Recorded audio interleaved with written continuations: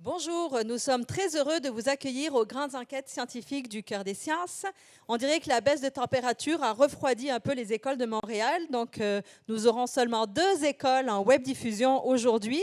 Donc nous saluons la très fidèle école secondaire Liberté Jeunesse de Sainte-Marc-sur-le-Lac. Bonjour à vous. Et nous saluons le collège Dina Léger de Sainte-Sabine. Bonjour aussi à nos élèves très fidèles aussi de la petite communauté de Lamure en France. Bonjour à tous. Je vais vous expliquer comment ça va se passer. La conférence va durer une 50aine de minutes. Après la conférence, il y aura une période de questions. Donc, n'hésitez pas, pendant toute la conférence, à m'envoyer vos questions. Vous les donnez à votre professeur et votre professeur me les enverra par texto ou par Facebook. Et puis, on les posera aux conférenciers à la fin de la conférence. Pendant la présentation, vous allez aussi être invité à voter. Donc, on prend le même procédé. Vous donnez vos réponses à vos professeurs et vos professeurs me transmettent votre réponse.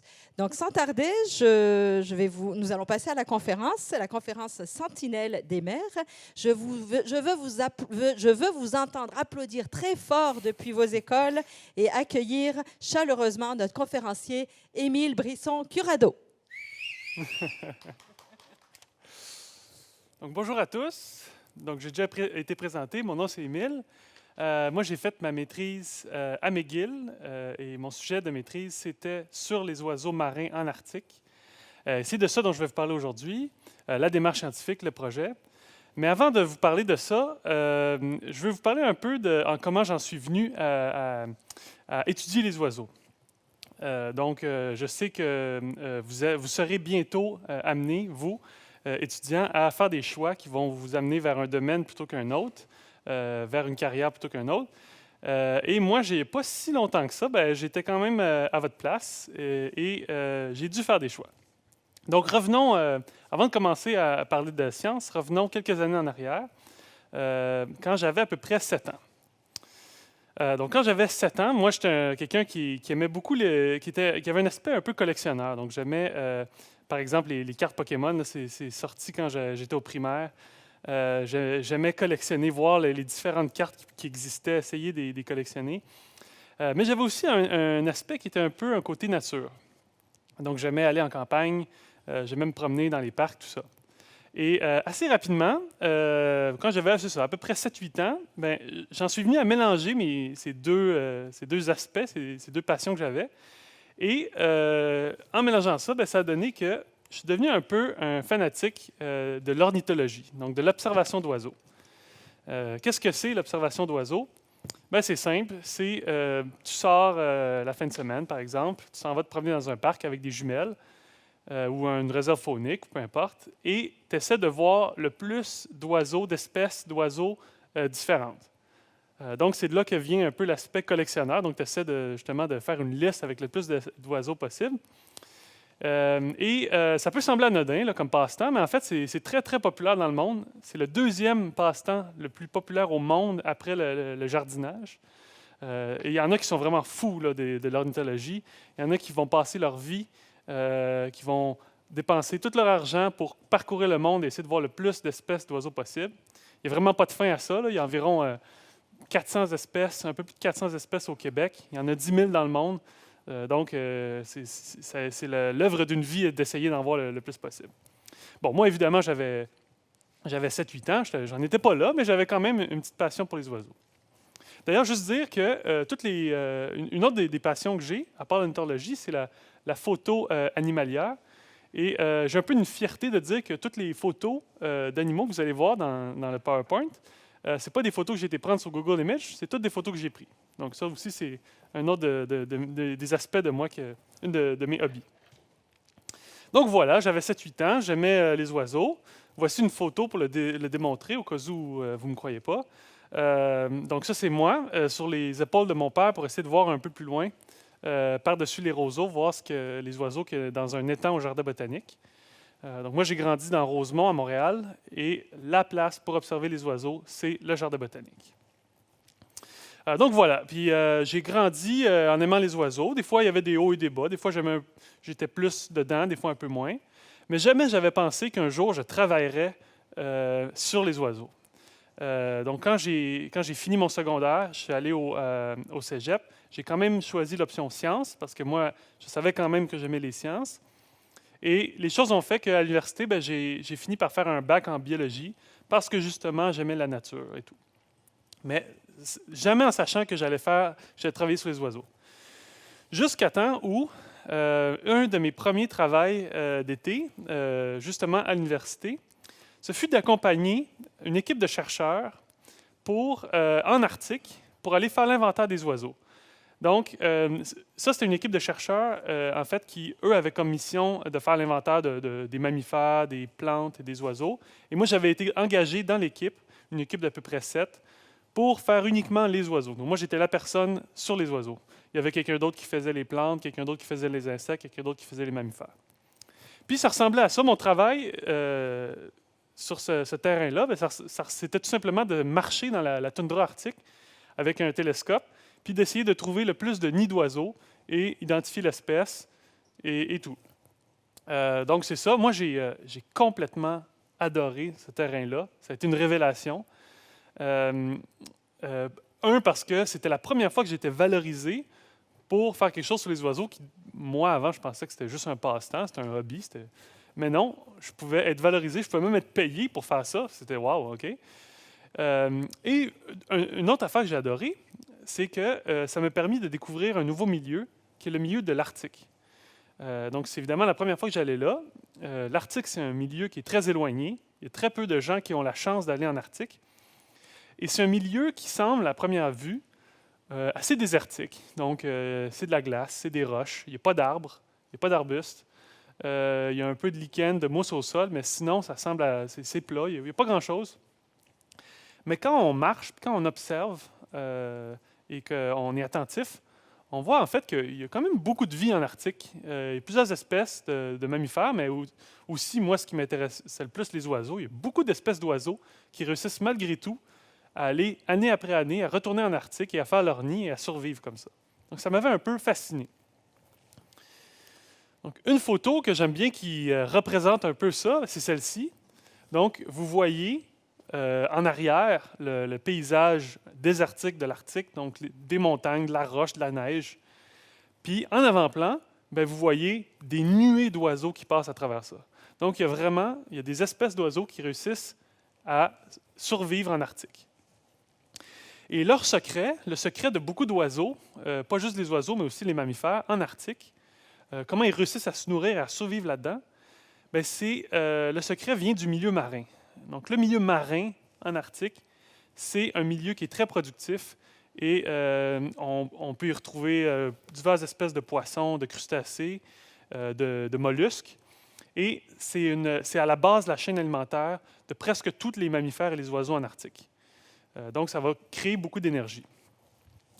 Malheureusement, le milieu marin en Arctique, c'est un milieu qui est très sensible, qui est très à risque, parce que le milieu marin, c'est un milieu qui va être touché le plus fortement par les changements climatiques. Donc, on parle à certains endroits en Arctique d'une augmentation de la température de l'océan de 0,5 degrés Celsius par décennie. Ça peut ne pas sembler beaucoup à première vue. Donc ça veut dire que dans 100 ans, ce qui n'est pas si loin, si longtemps d'aujourd'hui, 100 ans, l'eau se sera réchauffée de 5 degrés. Bon, 5 degrés, encore une fois, vous pouvez dire, ah, c'est pas tant que ça. Mais rappelez-vous que les poissons, les crustacés, les mollusques, ce sont tous des animaux à sang froid. Donc, ce sont des animaux qui ne sont pas capables de produire beaucoup de chaleur. Donc, une différence de 5 degrés pour eux, ça va vraiment tout changer. Il va y avoir des conséquences sur la faune marine. Une des conséquences, ça va être celle-ci. Donc, imaginez-vous qu'on est en ce moment, pas besoin de s'imaginer, on est en 2018, et la température de l'eau en ce moment, en Arctique, en moyenne, est de 0 degré Celsius. Ce n'est pas le point de congélation, il faut faire attention parce que l'eau de l'Arctique est évidemment salée. Donc, le point de congélation est un peu plus bas. Donc, ce n'est pas très loin du point de congélation, juste un peu en haut. Avec une eau à 0 degré Celsius, on a un équilibre des espèces. Donc, on va avoir une concentration X de crevettes, une concentration X de poissons qu'on dit benthiques, Donc, les poissons benthiques, c'est les poissons qui vont vivre dans le fond de l'eau. On a une concentration X de poissons qui sont dits pélagiques. Donc là, eux autres, les pélagiques, c'est ceux qui vivent dans le milieu de la colonne d'eau. Bref, on a un équilibre avec toutes ces espèces-là.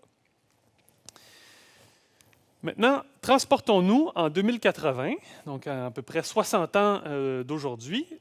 Probablement, la majorité d'entre vous, je l'espère, va être encore vivant à cette époque-là. L'eau se sera réchauffée de 3 degrés. Avec un réchauffement de 3 degrés, il y a certaines espèces qui vont en fait bénéficier de l'augmentation de la température de l'eau, donc des espèces qui vont se reproduire plus facilement, leur population va augmenter, alors que d'autres espèces vont, au contraire, diminuer. Donc, ils vont avoir de la misère à s'adapter à cette hausse de température-là. Et la conséquence de tout ça, ce qu'on va pouvoir observer, c'est qu'on aura un débalancement dans la composition des espèces. Donc, on va avoir, par exemple, situation hypothétique, plus de crevettes qu'avant, et beaucoup moins de poissons benthiques, donc des poissons de fond. Peut-être que les poissons pélagiques vont rester les mêmes. Bref, on va avoir un débalancement. Et ce débalancement-là, évidemment, va créer plein de conséquences partout dans les chaînes trophiques. Donc, c'est important pour les chercheurs d'être capables de suivre et de détecter les changements qui arrivent au fur et à mesure qu'ils arrivent pour mieux pouvoir mitiger les conséquences et pour mieux pouvoir comprendre, en fait, à quoi s'attendre.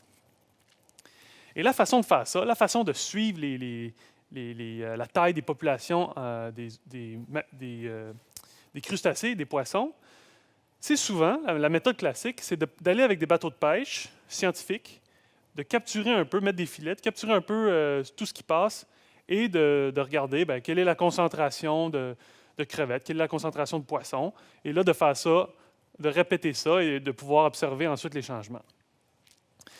Il y a un problème avec cette méthodologie-là. Le problème, si on veut l'appliquer à notre problème, c'est que, en fait, pour faire ça, si on veut détecter les changements qui arrivent au cours des 100 prochaines années, il faudrait mobiliser des bateaux année après année, mois après mois, pendant des décennies, pendant 100 ans, et ça coûterait énormément cher, parce qu'un bateau, c'est beaucoup de ressources et ça coûte cher. Pire que ça, les changements qui vont avoir lieu en Arctique, ils vont avoir lieu partout en Arctique, donc oui, dans l'Arctique canadien, mais aussi en Russie, en Norvège, par exemple, dans l'Arctique européen, en Alaska. Donc, ça va avoir lieu partout et ça va peut-être être un peu différent d'un bout à l'autre de la planète. Donc, idéalement, il faudrait déployer plein de bateaux partout autour en Arctique pendant des décennies et des décennies, et ce n'est pas possible. Donc, il faut trouver une autre solution pour pouvoir être capable de suivre les populations d'animaux marins. Et c'est là que certains scientifiques ont dit, plutôt que d'utiliser des bateaux, on pourrait utiliser ce qu'on appelle une espèce indicatrice. Donc, une espèce indicatrice, qu'est-ce que c'est? La définition exacte, c'est une espèce biologique qui représente un environnement, donc qui pourrait être utilisée pour connaître la qualité d'un milieu naturel. Par exemple, supposons, là je quitte l'Arctique, supposons qu'on a un territoire avec diverses forêts. Et on veut savoir quelles sont les forêts qu'on devrait mettre de plus d'efforts pour protéger, de plus d'efforts pour la conservation. Donc, souvent, les forêts qu'on veut protéger, c'est les forêts qui auront la plus grande biodiversité. Donc, ce qu'on pourrait faire, c'est on va faire l'inventaire des plantes, on va faire l'inventaire des arbres, on va engager aussi quelqu'un qui va faire l'inventaire des mammifères, l'inventaire des poissons dans les rivières de la forêt, l'inventaire des insectes. Et là, on peut y aller comme ça, là, puis faire plein d'inventaires sur plein de sortes d'animaux différents, plein de sortes de végétales différents. Ça coûte cher, c'est beaucoup de temps. Il y a peut-être d'autres solutions. Donc, dans ce cas-ci, on pourrait dire, il y a le lynx du Canada. Le lynx du Canada, lui, c'est une espèce qui a besoin d'une grande forêt en santé pour survivre. Elle a besoin de beaucoup d'espèces de rongeurs et d'oiseaux qu'elle va utiliser dans son alimentation. Chacun de ces rongeurs et de ces oiseaux-là, eux-mêmes, ont besoin d'une grande variété de plantes et d'arbres pour se reproduire et se nourrir. Donc, plutôt que de faire l'inventaire de tous les animaux qui existent, on pourrait tout simplement regarder s'il y a présence ou pas de lynx dans une forêt, pour savoir si on a devant nous une forêt qui est en santé, une forêt qui a une grande biodiversité. Donc, on va se servir du lynx comme espèce indicatrice. Un autre exemple, très différent, mais qui montre aussi l'exemple d'une espèce indicatrice, c'est le hibou. Donc, le hibou, c'est comme le lynx, un prédateur au top de la chaîne alimentaire. C'est souvent quelque chose qui est en commun chez les espèces indicatrices. Donc, le hibou, c'est un exemple qui est utilisé surtout en Europe. Donc, il y a des Allemands qui voulaient connaître la contamination en mercure de leur forêt en Allemagne. Donc, encore une fois, plutôt que de regarder la contamination en mercure des arbres, des plantes, des insectes, des mammifères, et de faire un gros topo de ça, puis voir quelle forêt était le plus contaminée, eux, ce qu'ils se sont dit, les hiboux, ça mange des petits rongeurs, ça mange des reptiles, des amphibiens. Ces amphibiens-là, ces reptiles mangent à leur tour des plantes.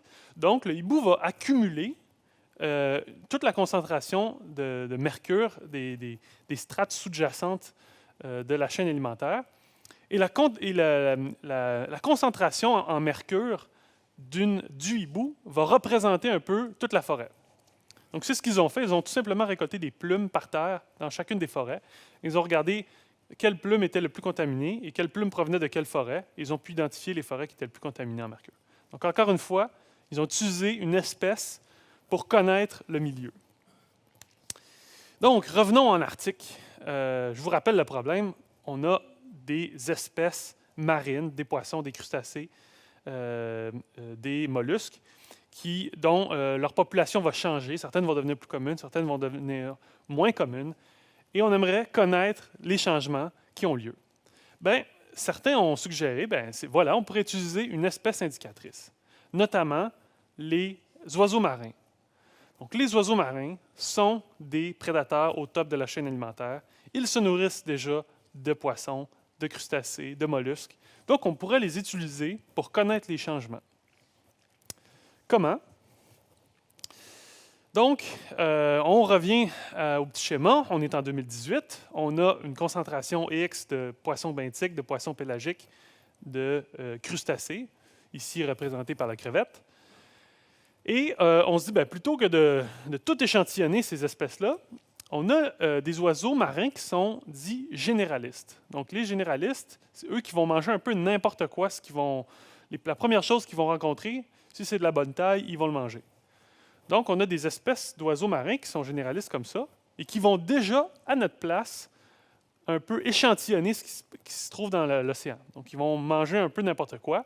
S'il y a plus de poissons pélagiques, par exemple, ils vont se retrouver à manger plus de poissons pélagiques. S'il y a plus de poissons benthiques, ils vont se retrouver à manger de poissons benthiques.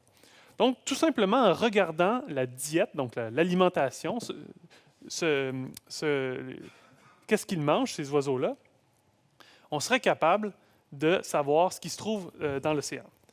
Et là, si on refait l'expérience des année après année, et qu'on revient et qu'on est en 2080, et qu'on voit que l'alimentation des oiseaux marins a changé dramatiquement, par exemple, il y a beaucoup plus de crevettes qu'avant, puis les poissons benthiques ont disparu, on saura que c'est parce que il y a eu des changements dans l'océan. On saura quel changement.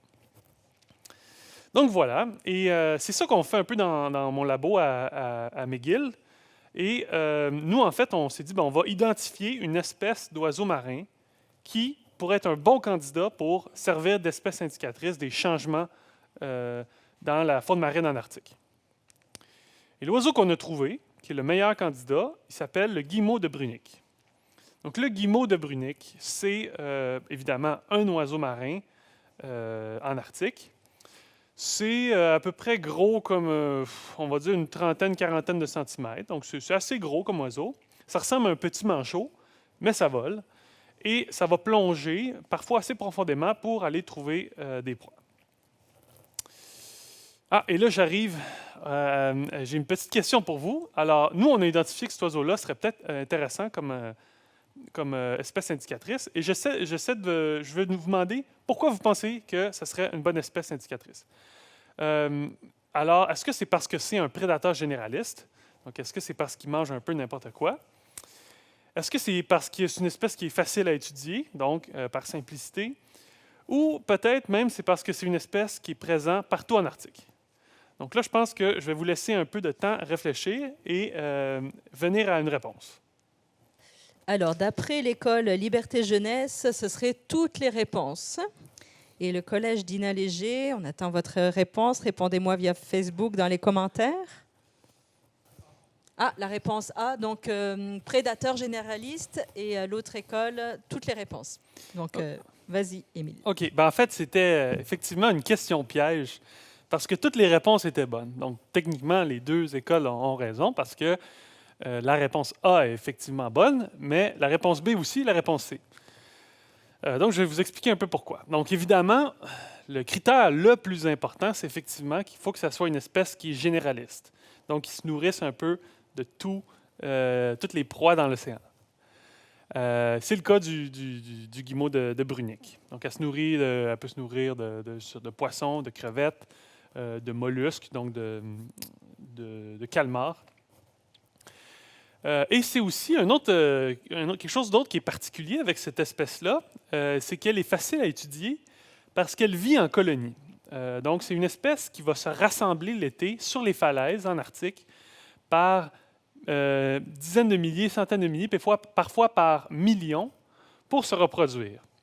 Et ça, c'est super pratique pour les scientifiques parce que nous, évidemment, si on veut utiliser cette espèce-là comme une espèce indicatrice, on a besoin de l'étudier, on a besoin de faire des expériences sur cette espèce-là.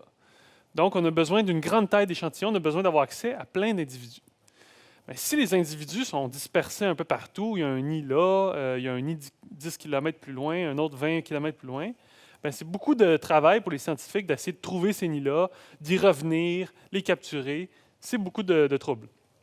Donc, quand on a jusqu'à 1 million d'individus qui sont tous ensemble, bien là, c'est facile d'en capturer plusieurs, de faire des expériences sur plusieurs. Donc, c'est très pratique. Et finalement, ben, c'est une espèce qui est aussi distribuée partout en Arctique. Donc, on voit là, j'imagine que vous voyez bien, en orange en haut de la carte, ça c'est partout où il niche, donc partout où il y a des colonies où il fait son nid. Donc, on voit qu'il y en a dans le nord de la Russie, il y en a dans le nord de l'Asie, il y en a au Groenland, dans le nord de l'Europe, au Canada, en Alaska. Il y en a vraiment partout. Et donc ça, c'est pratique pour nous parce que si on veut, encore une fois, comparer les changements qui occurrent un peu partout en Arctique, bon, on veut utiliser la même espèce partout pour que ce soit plus facile de les comparer. On veut la même espèce indicatrice partout. Et vous remarquez aussi qu'en hiver, donc ça c'est en bleu foncé, l'espèce va quitter la côte pour aller se disperser dans l'océan assez loin au large. Et ça va être important, vous allez voir plus loin dans des diapos, c'est un aspect qui est assez important de la vie de cet oiseau-là. Donc, on a une espèce qui potentiellement va nous aider à suivre les changements, une espèce indicatrice. Et supposément que ça serait plus simple regarder l'alimentation de cette espèce-là plutôt que de nous aller sur des bateaux pour aller échantillonner. Ça sera plus simple, effectivement, probablement, ça sera le cas, mais ce n'est pas nécessairement facile pour autant. Et moi, mon but dans le labo où j'ai fait ma maîtrise, c'était justement de trouver la façon la plus efficace de connaître l'alimentation des guillemots pour qu'on puisse savoir année après année. Ensuite, on puisse utiliser ça année après année pour connaître les changements dans l'océan. Donc, moi, j'avais comme mission de trouver, c'est ça, une méthodologie. Et cette méthodologie-là, pour suivre l'alimentation des guillemots, c'est une méthodologie qui devait être utilisée à l'année longue. Donc, on veut connaître les populations de poissons, tout ça. Des fois, ils ont des cycles. Des fois, il y en a qui sont plus abondants en hiver, plus abondants en été, tout ça. Donc, nous, on veut connaître un cycle complet. On veut savoir tout ce qui se passe dans une année pour ensuite répéter ça année après année et voir comment les cycles annuels de ces espèces-là, les poissons, tout ça change. C'est une méthode aussi, la méthode évidemment qu'on va trouver. Il faut que ce soit une méthode qui soit économique. Parce que si ça coûte trop d'argent, puis si c'est trop de trouble, regardez l'alimentation des guimeaux, on est aussi bien mieux de retourner avec nos bateaux. Et finalement, il faut que ça donne un portrait assez précis de l'alimentation des guimeaux. Donc, on veut quand même savoir le plus précisément possible ce qu'ils mangent, sinon ça devient une méthode qui est un peu trop inexacte, il y a un peu trop de biais. Oh, oui, donc, voilà. Donc, ça, c'était ma mission. Bon, première affaire que j'ai faite, c'est de regarder, OK, quelles sont les méthodes qui existent déjà pour connaître l'alimentation d'un oiseau ou d'un mammifère. La première méthode qui existe, c'est l'observation directe. Donc ça, c'est simple. Supposons que je prends des jumelles, je regarde des moineaux dans ma cour, je les suis toute la journée. Bien, je vois qu'ils se nourrissent d'insectes, je vois qu'ils se nourrissent de graines des mangeoires. Donc, je suis capable de dresser un portrait de l'alimentation puis de dire, OK, ils se nourrissent majoritairement de graines, mais aussi un peu d'insectes. Ça, c'est assez précis, efficace, mais ça ne marche pas pour les guimeaux. Parce que les guimeaux, comme je vous l'ai dit, ils vont se nourrir loin au large et ils vont plonger parfois jusqu'à 200 mètres de profondeur pour aller chercher des proies. Donc, je vous laisse imaginer comment ça serait difficile de suivre directement, essayer de voir directement de quoi se nourrissent ces espèces-là. En plus, ils vont souvent consommer leur proie en dessous de l'eau. Donc, il faudrait y aller avec des bonbonnes, plonger. Ça ne marche pas, c'est impossible. Il faut éliminer cette méthode-là. Deuxième méthode qui existe depuis longtemps pour les oiseaux et les mammifères, c'est de prélever quelque chose sur l'oiseau qui va nous donner un indice de son alimentation. Et ça peut être, par exemple, des contenus estomacales, ça peut être des prises de sang. Donc, souvent, avec des méthodes que je ne rentrerai pas dans les détails, on est capable de connaître qu'est-ce qu'on mange juste en regardant une prise de sang, en regardant les nutriments, tout ça, qu'est-ce qu'il y a dans le sang.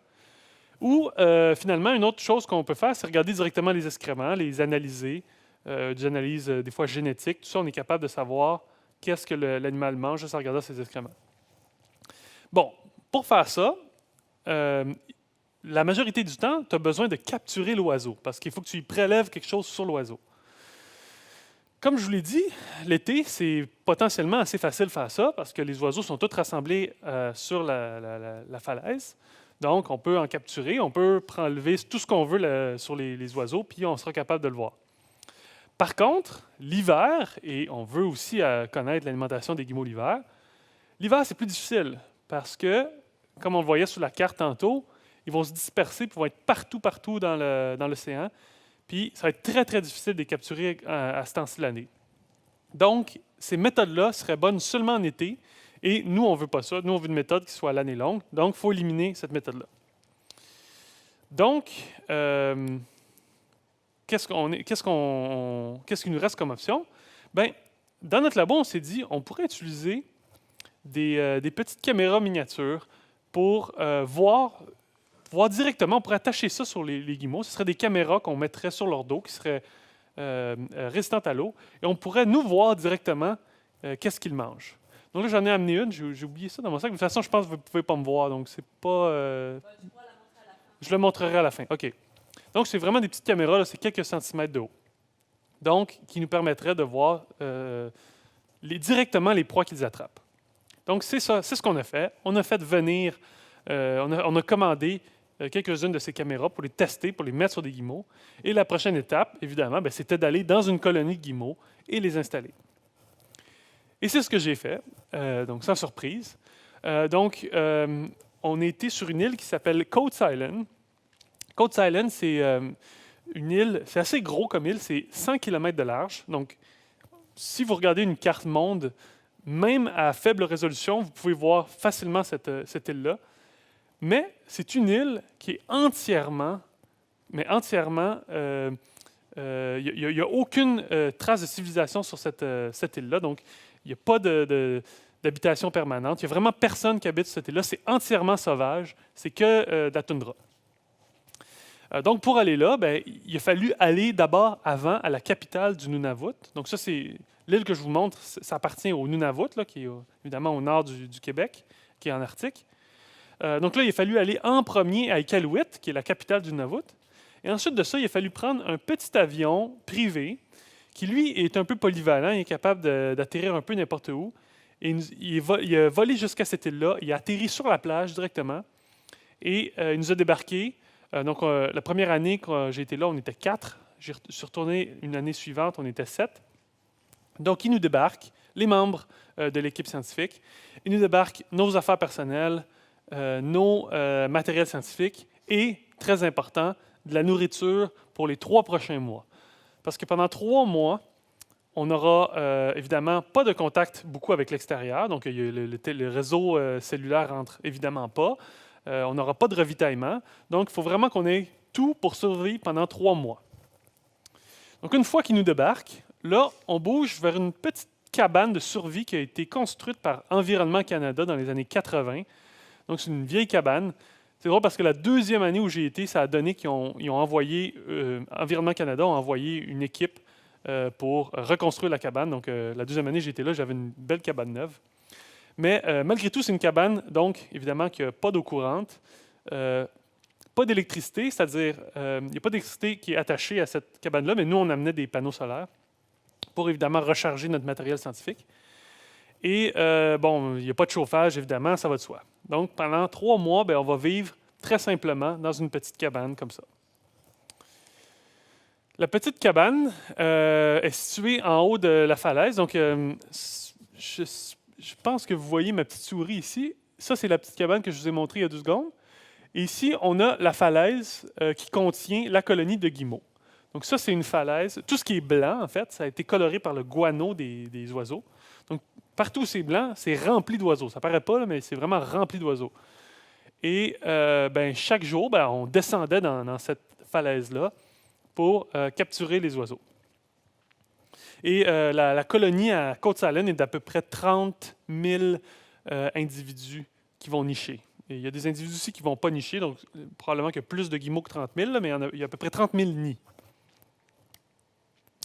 Et si je zoome sur la falaise, ça ressemble un peu à ça. Donc on voit que chaque petit bout de falaise est occupé par un guimauve. Et presque tous les guimeaux que vous voyez sont en fait sur un nid, donc sur un œuf. Et si on zoome encore plus, ça ressemble à ça.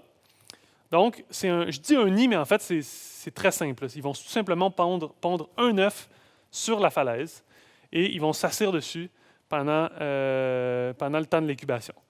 Donc, ce n'est pas uniquement les femelles qui vont incuber l'œuf. Il va s'échanger, le mâle et la femelle vont s'échanger, souvent des shifts de 12 heures. Donc, l'un va incuber le jour, l'autre la nuit. Et pendant ce temps, pendant qu'un est à la colonie en train de réchauffer soit l'œuf ou le poussin, l'autre est en train de s'alimenter en mer ou de ramener du poisson pour le jeune quand le jeune est clos. Donc voilà, ça ressemble à ça. Et évidemment, nous, chaque jour, on descendait dans la falaise et on capturait des oiseaux et on leur posait les petites caméras miniatures que je vous ai montré tantôt, l'image. Donc voilà, évidemment, il y a des défis quand on est sur un milieu aussi reculé que ça et aussi difficile. Le premier défi qu'on a rencontré, c'est les moustiques. Il y a beaucoup de moustiques en Arctique, surtout à certains endroits, et surtout en juillet. En fait, c'est un des endroits sur la planète où il y a plus de moustiques. Là. C'est contre-intuitif. Là. On se dit, le froid, les moustiques n'aimeront pas ça. Et non, ils décident quand même de nous déranger. Donc là, sur la photo que vous voyez, ma tuque est complètement recouverte de moustiques.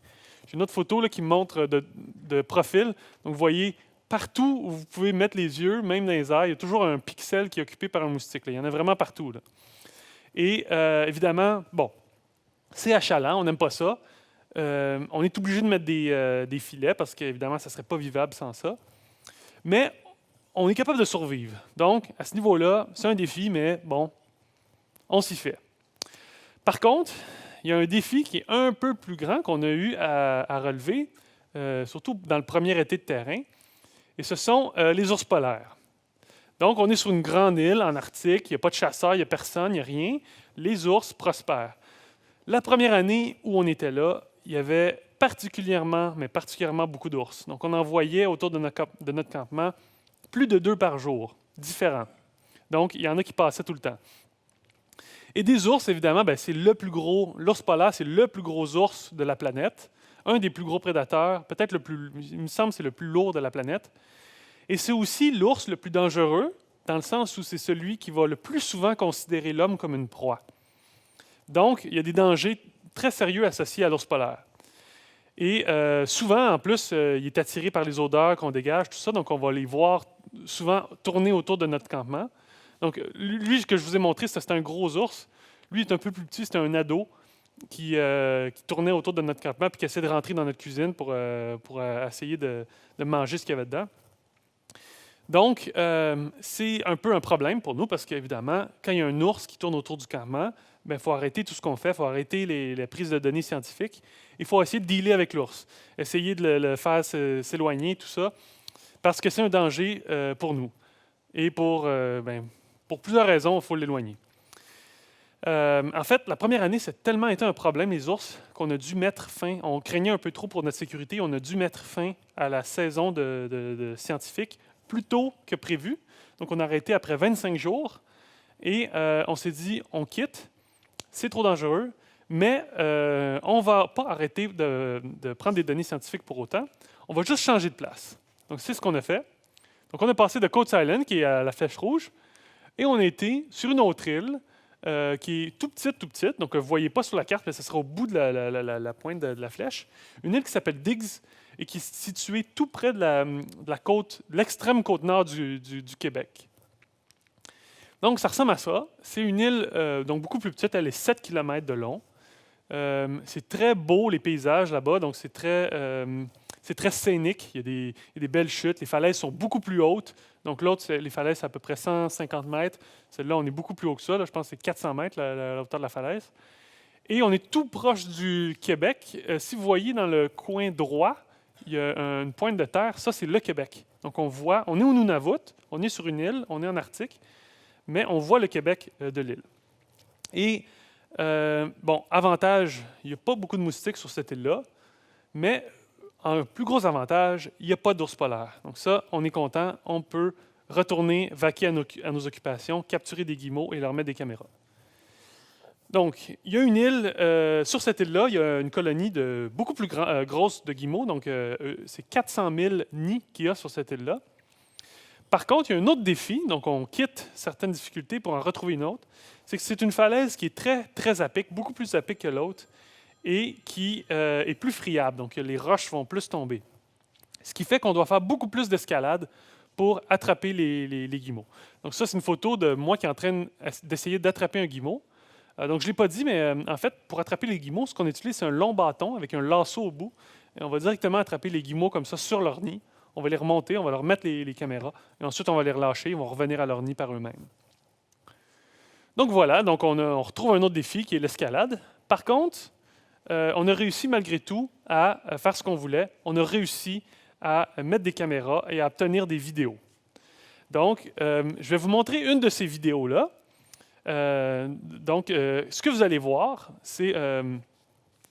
au début, vous allez voir, c'est juste... donc, j'ai mis évidemment la caméra sur le dos de l'oiseau. Donc, au début, l'oiseau va être assis sur l'eau, hein, donc juste assis sur l'eau. Et on va voir le derrière de sa tête. Ensuite, l'oiseau va plonger. Et en plongeant, bien évidemment, il va se redresser un peu. Puis là, on va voir un peu plus ce qu'il voit. On va voir de son point de vue. On voit quand même un peu le dessus de sa tête. L'oiseau va plonger dans le fond de l'eau, va aller jusqu'au fond, chercher s'il y a des proies, remonter, rien trouver, remonter. Et en remontant, il va réussir à attraper 2 capelans. Donc, des capelans, ce sont des poissons pélagiques, donc qui se trouvent au beau milieu de la colonne d'eau. Et je veux vous partager ça un peu. Donc, allons-y.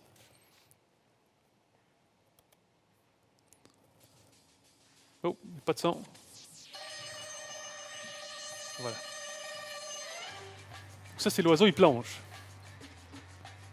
Donc, on voit le derrière de sa tête, là. Il va aller à 5 km/h en plongée, puis la vitesse verticale, donc la vitesse seulement dans le sens de la gravité, ça va être 4 km/h. Donc, il va plonger assez à pic. Là, il est au fond. Il est à 25 mètres de profondeur, ce qui n'est pas beaucoup. Il pourrait plonger beaucoup plus profond que ça si le fond n'était pas des hauts fonds. Il va chercher. Et comme il ne va rien trouver, évidemment, la caméra shake beaucoup. Ça, c'est parce que l'oiseau fait des battements d'ailes. Et là, il va voir un Kaplan, là, qui est la petite ligne grise que vous voyez. Là, j'ai ralenti la vidéo, j'ai fait du image par image pour qu'on puisse bien voir parce que ça se passe vite. Oh! Si vous êtes vite, vous avez pu voir que la petite ligne grise qui était le poisson est maintenant avalée par l'oiseau. Il va continuer. Et tout près de la surface, il va détecter, c'est ça, un autre Kaplan. Là, et voilà, l'espèce de petite ligne grise. Là, j'ai ralenti. Lui, on devrait le voir un peu mieux. Il est vraiment tout près de la surface. Oh, on le voit. Bon, là, il essaie de l'attraper. Il va rater. Il va continuer. Il va le poursuivre. Il va retenter de le capturer. Cette fois-ci, il va le capturer. Donc là, oh, on le voit là, dans l'eau de l'écran. Et là, il l'a capturé. Il va remonter à la surface. Mission accomplie. Il a réussi à attraper 2 poissons au cours d'une plongée. Donc voilà. Donc avec les caméras miniatures, mission accomplie, on a réussi à détecter des proies en faisant du image par image, à ralentir la vidéo. On a réussi à voir quelles étaient les proies qu'ils attrapaient et on a été aussi capable d'identifier la majeure partie du temps quel était le type de proie. Ce qui m'amène à une petite question. Donc, on a trouvé des avantages aux caméras miniatures. Par contre, on a remarqué beaucoup de désavantages. Et j'aimerais vous demander quels désavantages vous pensez qu'on a rencontrés. Est-ce que c'est que la résolution de l'image était trop basse? Est-ce que c'est la faible durée de vie de la batterie? Ou est-ce que c'est qu'on s'est rendu compte que les caméras, ça coûtait trop cher, donc ça ne serait pas viable à long terme? Je vous laisse répondre. Alors, l'école Liberté Jeunesse répond B, la faible durée de vie de la batterie. Allons voir du côté du collège Dina Bélanger. Ah, Liberté Jeunesse hésite avec C, son prix est trop élevé aussi. OK, ben la réponse était effectivement B. En fait, on a remarqué plusieurs désavantages, mais la plus grosse était B. Un des premiers désavantages qu'on a remarqué, que je n'ai pas mentionné, c'est que, en fait, la caméra, bien qu'elle soit miniature, bien qu'elle soit assez petite, c'était un peu lourd pour l'oiseau. Parce qu'un oiseau, ça vole, ça plonge, ça a besoin d'être aérodynamique, hydrodynamique, ça a besoin d'être le plus léger possible. Et une caméra, c'était peut-être à la limite de ce qu'on pouvait mettre comme poids sur un oiseau. Pas trop, là, mais peut-être si on les laissait 1 an sur un oiseau, ça deviendrait problématique. Mais bon, le vrai problème qu'on a rencontré, c'est effectivement que la batterie ne durait pas assez longtemps sur les caméras. Ça durait en fait que 2 heures. Nous, on espérait pouvoir filmer des oiseaux à l'année longue. Ça ne serait vraiment pas possible. Donc, c'était le fun de mettre des caméras, mais on s'est rendu compte qu'il y avait des problèmes. Donc là, on s'est dit, il faut penser à un plan B. On veut quand même suivre l'alimentation des guillemots. Les caméras, ça ne sera pas possible. Qu'est-ce qu'on peut utiliser? Et pour ça, on s'est retourné sur les téléphones intelligents. Donc, vous êtes sûrement très familier avec comment fonctionnent les téléphones intelligents. Vous savez très probablement que si je prends un téléphone, mettons un iPhone, et que je le tourne, l'écran va tourner lui aussi. Donc, si je me mets en mode horizontal, l'écran va tourner en mode horizontal également. Et ça veut dire qu'il y a quelque chose dans le téléphone intelligent qui est capable de détecter la position du iPhone, de détecter le changement de direction et qui est capable de détecter ça pour dire, OK, il faut changer l'écran aussi. Et en fait, ce qui fait ça, la technologie dans votre téléphone qui fait ça, ça s'appelle un accéléromètre.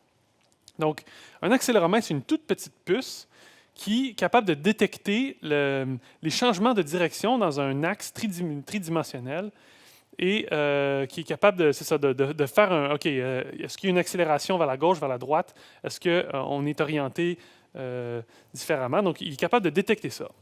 Et nous, on s'est dit, on pourrait mettre ça sur les guillemots parce qu'en fait, quand on a mis les caméras, donc on s'est quand même rendu compte que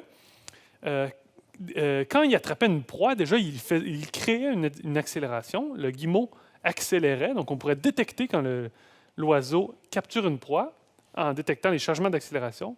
Et on s'est rendu compte aussi que potentiellement, dépendamment du type de proie qu'il attrape, il allait accélérer différemment. Donc, on a eu un feeling quand on a vu les caméras, les vidéocaméras. Donc, on s'est dit on pourrait tester ça. Donc, l'accéléromètre, évidemment, 2 avantages, c'est que c'est très léger, donc c'est tout petit. Encore une fois, j'en ai un que je pourrais vous montrer peut-être à la fin.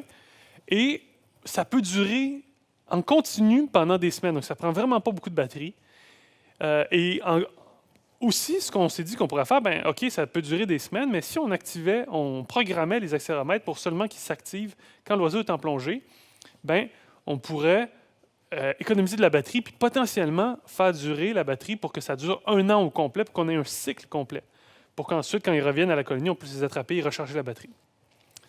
Donc, c'est ce qu'on a. Tout d'abord, ben, on s'est dit on aimerait ça faire ça, mais la première étape, c'est de savoir quelle accélération correspond à quel type de proie. Donc, il fallait quand même faire des tests et il fallait savoir quand même quand l'oiseau attrapait une proie et quelle était la proie avant même de mettre les accéléromètres. Donc, ce qu'on a fait, c'est qu'on a mis les accéléromètres sur la queue des guillemots, mais on a aussi remis les caméras qu'on avait sur le dos pour qu'on puisse voir et comparer et créer disons, un logiciel qui va pouvoir nous identifier quel type de proie est attrapé à quel moment. Donc, voilà nos résultats. Donc, on est retourné en Arctique, on a remis des accéléromètres, et donc là, les graphiques que vous allez voir en bleu, ça c'est les graphiques sur la queue, c'est les graphiques qui vont provenir de l'accéléromètre. Et des fois, j'ai mis des photos, donc ça va être en vert, ça va provenir de la caméra qui a été mise sur le dos.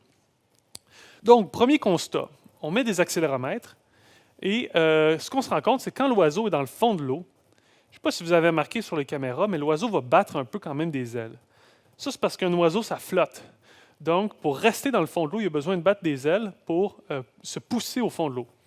Et ça va créer des espèces de petits pics que vous allez voir, là, que vous voyez sur le graphique, qui sont facilement identifiables. Donc, quand on voit ça, on sait que l'oiseau est dans le fond de l'eau. Ensuite, quand on voit sur la caméra que l'oiseau attrape une proie dans le fond de l'eau, on repère des espèces de pics que là, j'ai mis en rouge, qui sont beaucoup plus larges. Donc, on sait que l'oiseau est dans le fond de l'eau, et on sait qu'il attrape une proie qui est nécessairement benthique, donc qui se tient au fond de l'eau.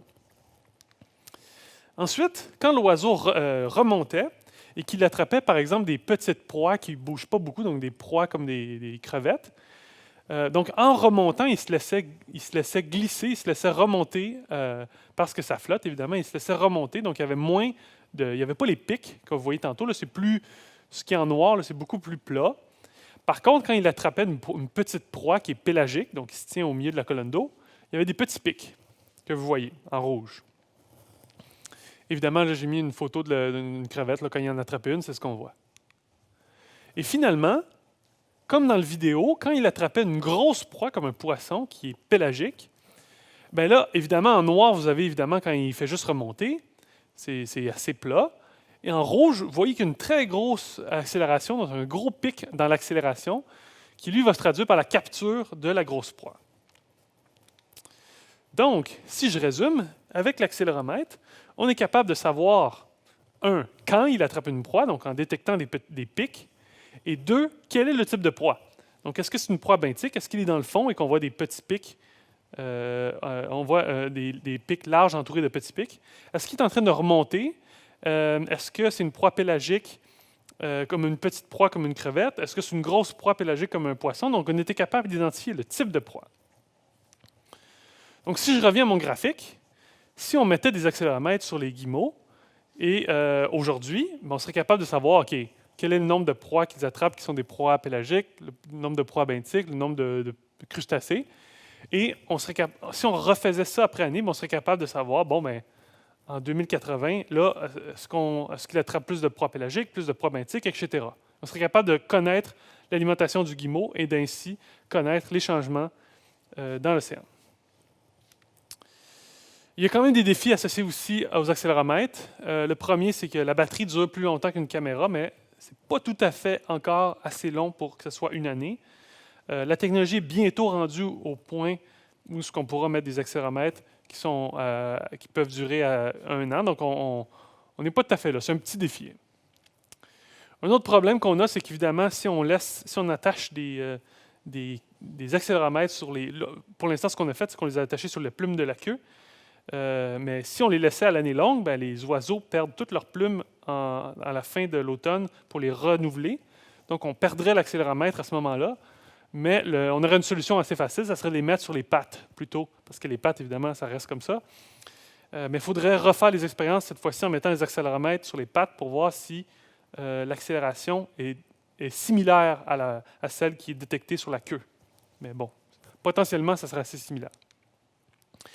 Mais le plus gros défi qu'on a encore, c'est qu'on est capable de reconnaître, d'identifier le type de proie. Donc, est-ce que c'est une proie benthique, pélagique, une petite proie? Mais on aimerait ça en connaître un peu plus. Quelle est l'espèce exactement, par exemple, de poisson benthique? Pas juste savoir si c'est un poisson benthique. Et on en est là aujourd'hui. Qu'est-ce qu'on a décidé de faire pour essayer de régler ce problème-là? On s'est dit, on pourrait acheter des petits détecteurs qui ont un accéléromètre et aussi un profondimètre. Un profondimètre, ça le dit un peu dans le nom, c'est une petite puce qui va être capable de détecter à quelle profondeur est le guimauve à un instant donné. Et avec ça, on serait capable de savoir plus en détail quel est le type de proie qui est attrapé. Par exemple, je vous donne une idée un peu des résultats préliminaires qu'on en est pour l'instant. Donc, on a fait le test sur les poissons benthiques, donc les poissons de fond. En fait, il y a 2 poissons de fond qui étaient attrapés par le guimauve.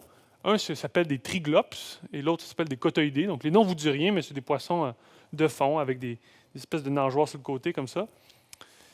Et on s'est rendu compte qu'il y a une des 2 proies qui est attrapée systématiquement beaucoup plus profonde que l'autre. Donc, une était à peu près à des profondeurs de 80 mètres, ça c'est le triglops, pouvait aller jusqu'à 100 mètres, 120 mètres, proche de 100 mètres, et rarement descendait en bas de 60.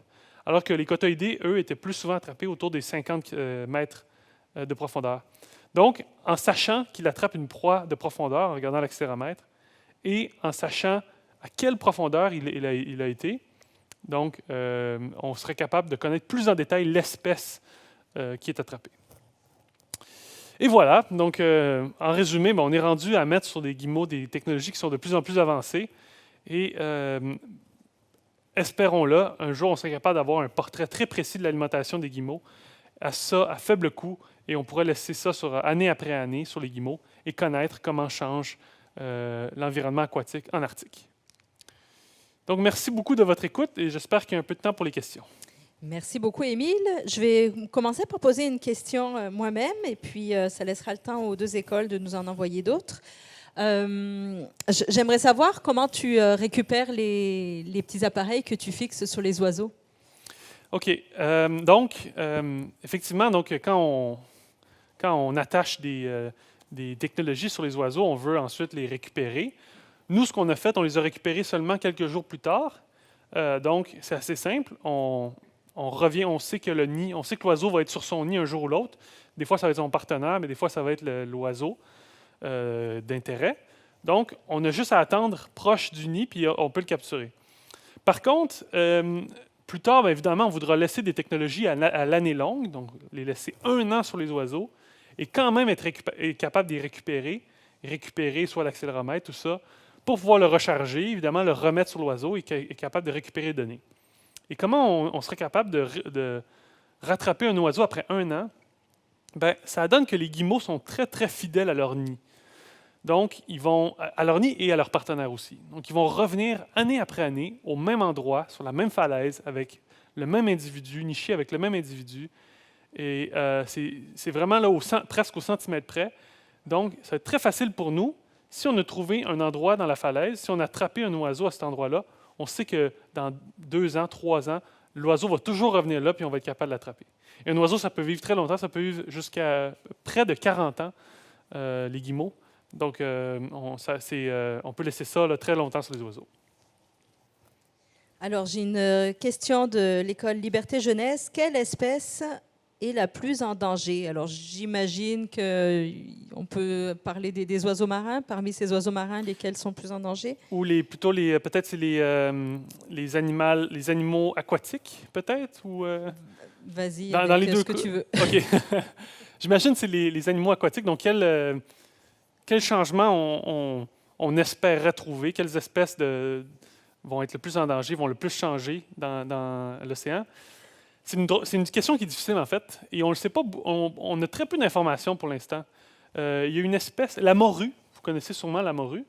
il y a une morue la morue de l'Arctique, qu'elle s'appelle, qui, elle, est beaucoup attachée aux glaces. Donc, elle a besoin de la glace pour se reproduire. Évidemment, avec les changements climatiques, moins de glace par année.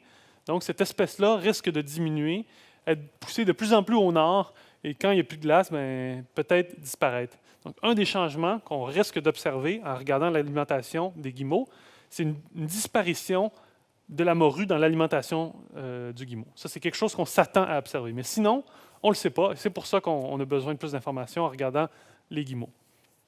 Toujours l'école Liberté Jeunesse, pour faire suite un peu à cette question, est-ce qu'ils aimeraient savoir qu'est-ce qu'on peut faire pour changer cette situation? Oh, c'est une grosse question. C'est une grosse question, oui. C'est sûr que l'affaire qu'on peut faire au niveau individuel, c'est réduire les émissions de gaz à effet de serre. Donc, par exemple, prendre le transport en commun plutôt que de prendre la voiture, ou ou de marcher, ou de prendre la bicyclette plutôt que prendre la voiture. Il y a plein de produits qu'on consomme tous les jours qui, eux-mêmes, demandent une consommation grosse de produits de gaz à effet de serre. Donc, c'est de s'informer un peu, savoir qu'est-ce qui est le plus écologique, parce que c'est évidemment les gaz à effet de serre qui sont le plus responsables du réchauffement planétaire. Alors, ils aimeraient savoir aussi, donc toi, tu as testé l'appareil, puis ils aimeraient savoir, pensez-vous réussir? Donc, tu disais tantôt que c'est peut-être pas toi qui va faire la recherche, mais Ouais. un petit peu la suite de ce que tu viens de nous présenter. Ben, moi, je suis convaincu qu'on va évidemment un jour trouver une technologie en fait, on n'est pas loin. Là avec, en combinant l'accéléromètre et le profondimètre, on n'est vraiment pas loin d'avoir un portrait assez précis de l'alimentation des guimeaux juste en mettant une petite technologie sur leur dos. Évidemment, il y a des progrès à faire, c'est pas fini, mais moi, je suis convaincu que, évidemment, la technologie n'est pas finie d'évoluer. On va peut-être trouver d'autres technologies qui vont être encore meilleures. Donc, je pense que c'est vraiment une question de temps avant qu'on trouve quelque chose d'intéressant. Espérons que ce ne soit pas trop tard. Tu es quand même optimiste. Alors, une question plus précise. Combien de temps prend un œuf pour éclore? Et puis moi, j'aimerais aussi savoir les œufs. Tu nous as montré une photo. C'était vraiment en équilibre précaire. Comment ça tient sur des petits bouts de falaise? OK. Deux bonnes questions. La première est assez simple. C'est autour de 24 à 26 jours pour l'éclosion.